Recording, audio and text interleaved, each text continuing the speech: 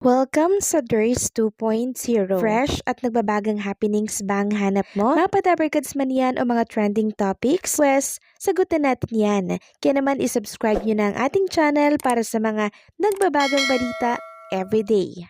So, ayun, welcome back again sa ating YouTube channel mga Kadabarkads. And for today's video ng pag-uusapan natin ay tungkol sa mga pangyayari po sa loob at sa labas ng Itbulaga. Pero bago yan, Happy New Year po sa inyong lahat. Pag-usapan muna natin itong naging New Year, itong pagsalubong po ng mga Dabarkads natin para po sa taong 2025 kagabi. So, ang Soto family po ay magkakasamang sumalubong ng bagong taon kagabi and parang nasa isang backyard po sila, parang nasa isang golf course. Doon po sila nagsama-sama and pinanood nila yung mga napakagandang fireworks.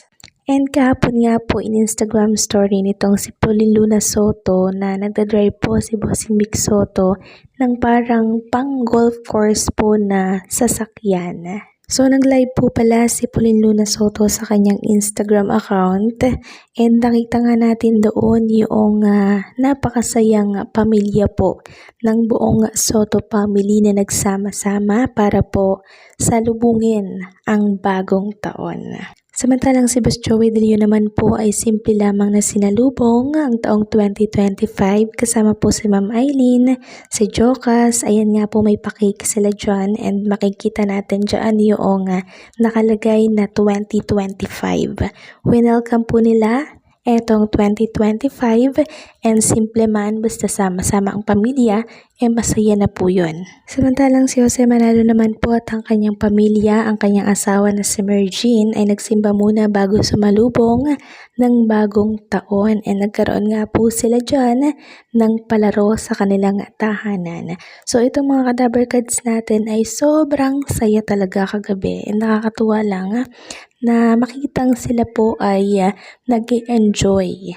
So mamaya mga Kadabarkads, live na live po ang Itbulaga and doon masisilayan na po natin yung bagong renovate na studio para po sa mga Dabarkads natin. Mas pinalaki, mas pinalawak po ang studio ng Itbulaga dyan sa TV5 Reliance Center. So isa po ito sa kine-excite ng marami mga Kadabarkads, yung bagong studio ng Itbulaga. No? Marami po ang nagbago dito and for sure mag-e-enjoy ang lahat.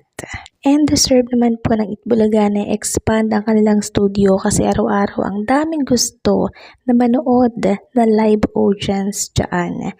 Kaya naman napag-isipan po ng TBJ Production at ng management na dagdagan ng espasyo ang loob ng Itbulaga.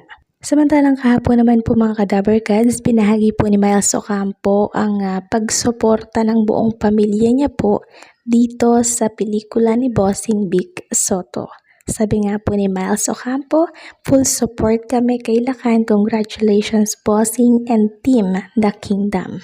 So ang The Kingdom po mga Kadabarkads ay patuloy na umaarangkada yung sales nila sa takilya and showing pa po ito sa lahat ng mga sinihan from December 25 to January 7, 2025 mga Kadabarkads, mapapanood pa din natin itong The Kingdom kaya wag na po natin itong palagpasan, okay? And naglabas na din po ng article ang News 5 tungkol dito sa The Kingdom. Sabi nga dito, no punchline from Vic Soto, The Kingdom delivers a compelling story that punches right to your gut. The Kingdom ambitiously reimagines the Philippines as a monarchy-led nation called the Kingdom of Kalayaan. It has never been colonized and was able to preserve its rich and distinct culture. So paano nga kung di tayo nasakop ng mga dayuhan? Diba? Ang dami pong what if. So ang daming possible na pwedeng mangyari. Diba? Nadagdagan yung ating kaalaman dito sa pelikula po ni Bossing Vic Soto. Kakaiba siya. Kaya sana mga Kadabarkads, mapanood nyo po ito. And speaking of The Kingdom mga Kadabarkads, patuloy po na tumataas yung sales ng naturang pelikula. Humahabol po ito sa gross ng pelikula po nitong si Vice Ganda. And meron nga po tayong nakalap mga Kadabarkads na gross estimates ng mga MMFF movie na kung saan ay iisa-isahin po natin yung mga gross nila. So ito po ay unofficial mga Kadaver Kads ha. So ang kinita po ng And the Breadwinner is 206 million. Una po sila. Pumangalawa po ang kay Bossing Vic Soto na The Kingdom na merong 97.5 million. Ito po ay from December 25 to 31 kahapon 2024.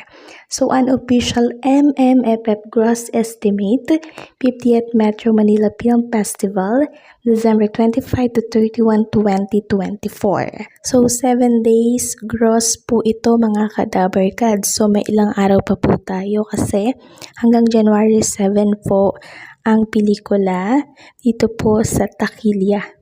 So pumangatlo po itong The Green Bones ng GMA, 90 million. Pang-apat itong Espantajo yung kay Judy Ann Santos, 87.5 million.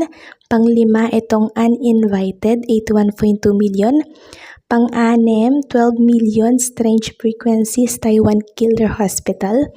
Pang-pito, 9 million, My Future You. Pang-8, itong Topak po no, ni Arjo Ataide, asawa po ni Maine Mendoza na merong 8 million lamang. Pang-9, itong Isang Himala na 5.1 million. At kahulihan po, itong Hold Me Close na merong 5 million. So I feel sad mga Kadaver Kads dito po sa mga nakakuha po ng 5 million lamang. So ang bumuhat po talaga ng Takilya itong And the Breadwinner is The Kingdom, Green Bones, Espantajo, Uninvited. Yan po, noya ang limang yan mga Kadaver Kads. Pero paalala lang po mga Kadaver Kads, unofficial MMFF gross estimates lamang po ito ha. Hindi pa po ito yung final kasi hanggang January 7, 2025 pa po ang mga pelikula sa sinihan. So nakakatuwa lang mga Kadaver Kads kasi halos mag-100 milyon na po ang gross ng The Kingdom. And patuloy pa po itong madadagdagan mga Kadaver Kads kasi magiging available na din po sa iba't ibang bansa itong The Kingdom. So malalaman po natin ang official gross na yan pag natapos na po yung showing nila sa lahat ng sinihan nationwide. So congratulations po dito sa The Kingdom and syempre sa lahat ng entry po ng Metro Manila Film Festival. So meron man pong hindi pinalad na kumita ng malaki, okay lang yan. Bawi na lang po next year. Ang importante na buhay na po no ang pelikulang Pilipino and syempre yung pagsuporta po ng mga kababayan po natin. So congratulations kay Bossing Vic, kay Judy Ann Santos, and dito po sa And the Breadwinner is And the Green Bones. Hanggang dito lang po ang update natin. Maraming salamat po sa patuloy na pagsuporta and don't forget to like, share, comment, and subscribe.